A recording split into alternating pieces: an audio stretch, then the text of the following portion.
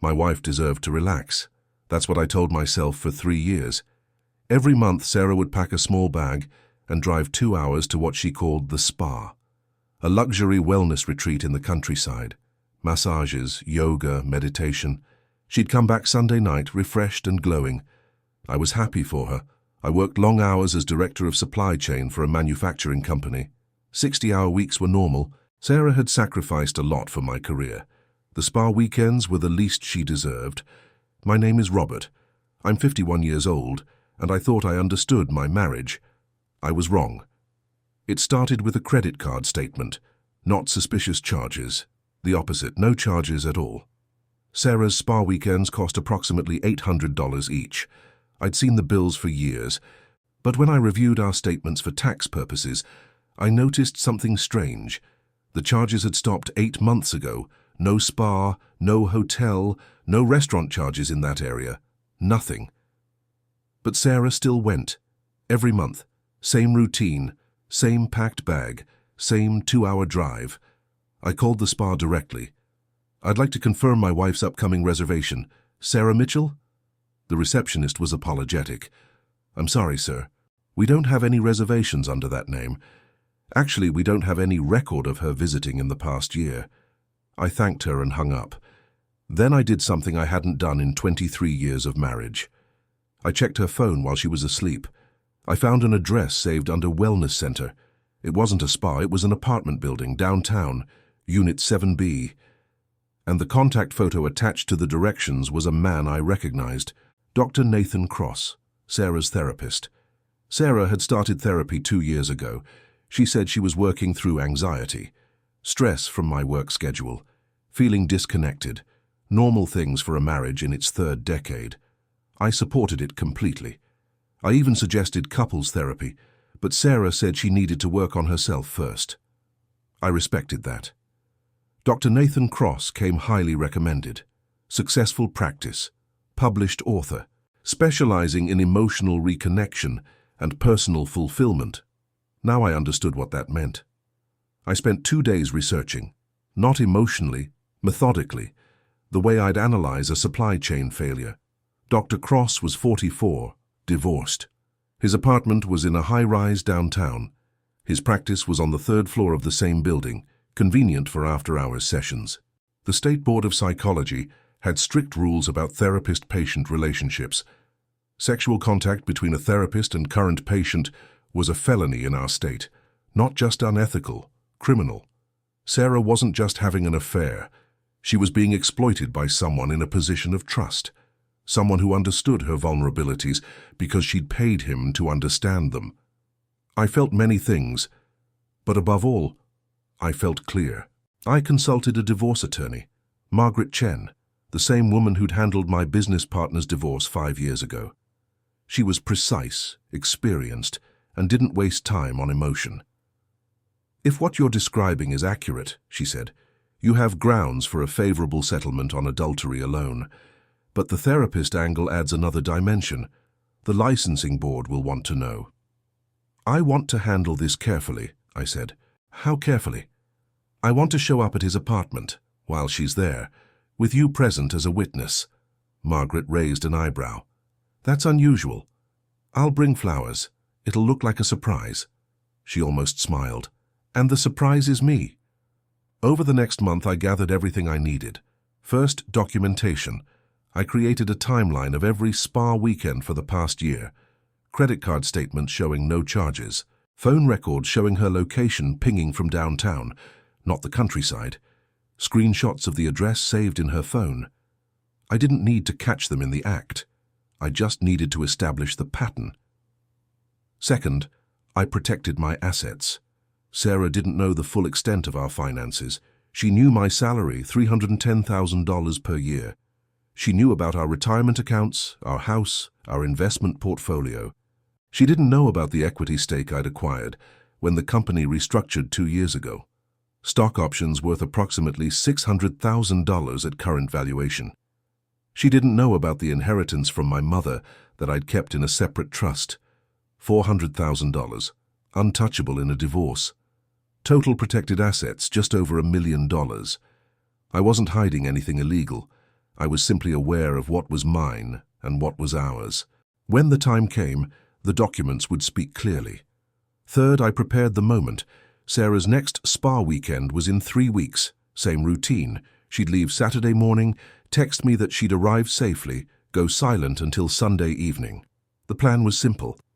Margaret would meet me at the apartment building at 11 a.m. Saturday, late enough for Sarah to be settled in, early enough to catch them off guard. I bought flowers. A beautiful arrangement from the florist Sarah liked. Red roses, white lilies, baby's breath. The kind of bouquet a devoted husband would bring to surprise his wife on a romantic weekend. The irony wasn't lost on me.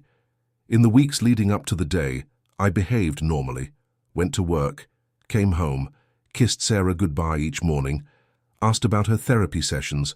"How's Dr. Cross? Is he helping?" She smiled. "He's wonderful. Really helping me reconnect with myself." "That's great, honey, I'm glad." I felt nothing saying it. The grief had processed. What remained was a task to complete. The morning of the spa weekend, Sarah packed her bag as usual. I carried it to her car. "Have a relaxing time," I said. "Thanks, sweetheart. I'll call you tonight." She wouldn't. I watched her drive away. Then I went inside, changed into a clean shirt, picked up the flowers from the refrigerator where I'd hidden them, and drove downtown. Margaret was waiting in the parking garage, as planned. She wore a conservative suit, carrying a leather briefcase with copies of every document I'd compiled. "Ready?" she asked. "I've been ready for a month." We walked into the building. The doorman glanced at the flowers and smiled, obviously a romantic surprise. He buzzed us through without question. Elevator to the 7th floor, down the hallway, Unit 7B. I could hear music through the door, soft jazz, the kind of soundtrack someone would play to set a mood. I knocked. Footsteps, a pause. Then the door opened. Dr. Nathan Cross stood in the doorway, wearing a robe. His expression shifted from confusion to recognition to absolute terror in approximately 2 seconds. "Mr. Mitchell." "Good morning, Dr. Cross. I brought flowers for my wife. Is she here?" Behind him, I heard Sarah's voice. "Nathan, who is it?" She appeared in the hallway, also in a robe. When she saw me, she froze. "Robert?" "Surprise, honey." I held out the flowers. "I thought I'd join you at the spa." The silence stretched. Nathan Cross looked like a man watching his career collapse in real time, which technically he was. "This isn't... We were just..." Sarah stammered. "I know exactly what this is." I stepped aside, revealing Margaret. "This is Margaret Chen. She's my attorney. She'll be documenting this conversation for the divorce proceedings." Sarah's face went pale. "Divorce? Robert, please, we can talk about this." "We will talk. Through our attorneys. Margaret will explain the process." Margaret stepped forward, professional and calm. "Mrs. Mitchell, I'll be sending formal papers to your home address on Monday. Given the evidence of adultery, the settlement terms will be adjusted accordingly." Nathan Cross finally spoke. "Listen, this situation is more complicated than..." "Dr. Cross." Margaret turned to him. "You should be aware that engaging in a sexual relationship with a current patient is a violation of state law. We'll be filing a formal complaint with the psychology board this week. I'd suggest you consult with a criminal defense attorney." His face went from pale to grey. "Criminal?" Sarah whispered. "What does she mean, criminal?" I looked at her. For a moment I saw the woman I'd married 23 years ago, the woman who'd stood with me through the early years of my career, the woman who'd raised our children, the woman who somewhere along the way had decided I wasn't enough. "Nathan isn't just your lover," I said quietly. "He's your therapist. You've been paying him to understand you, and he used that to manipulate you into a relationship. That's not just unethical, it's illegal." Sarah looked at Nathan. Something in her expression shifted. Confusion, then realization, then something harder. "You told me we were soulmates," she said to him. "You said our connection was special." Nathan said nothing. There was nothing to say. I set the flowers on the hallway table. "I'll be staying at a hotel until the house situation is resolved. Your things will be in the guest room when you return." "Robert, wait." "There's nothing to wait for, Sarah. I've been waiting for 3 years, waiting for my wife to come back from a spa that doesn't exist, waiting for therapy that was never about healing. I turned to leave, then stopped. One more thing. The kids will be told the truth, not the details, but the truth. I won't lie to protect a story that never made sense. Margaret and I walked to the elevator. Behind us, I heard the door close, then raised voices, an argument beginning. That wasn't my concern anymore. In the elevator, Margaret spoke. That was remarkably composed. I've had a month to prepare. Most people in that situation would have yelled, thrown the flowers. I build supply chains for a living. I solve problems. This was just another problem. The elevator reached the lobby. We walked out into the Saturday morning sunlight. What now? Margaret asked. Now I go home, pack some things, start the next chapter. She nodded. I'll be in touch Monday with the paperwork. I shook her hand and walked to my car. The flowers were still on my mind. Red roses, white lilies. I'd bought them for the symbolism, a romantic gesture, except the romance was dead.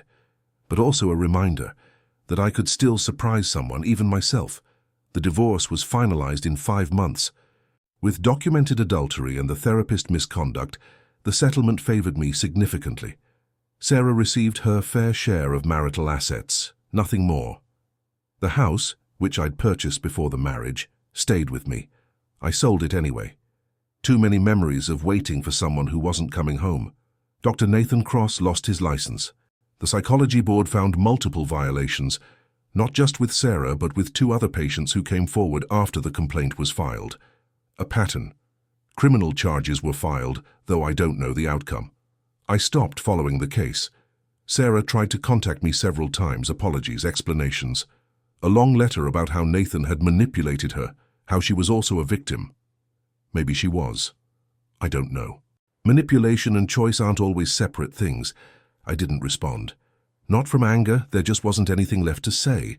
I bought a condo downtown, modern, minimal, clean lines, a place that looked like nobody lived there, until I started filling it with things that mattered to me. Books, good coffee, a comfortable chair by the window. I started cooking again. Nothing elaborate, just the simple meals I'd enjoyed before marriage. Grilled salmon, roasted vegetables, a glass of wine on the balcony at sunset. I work less now, 50 hours instead of 60. The company adjusted. My daughter calls every Sunday. My son visits when he can. They know the truth, or enough of it. They don't blame me. They're working through their own feelings about their mother. Some mornings I think about those spa weekends. 3 years of lies wrapped in the language of self-care. I don't think about them with anger. I think about them with clarity. The spa was never real, but the peace I've found is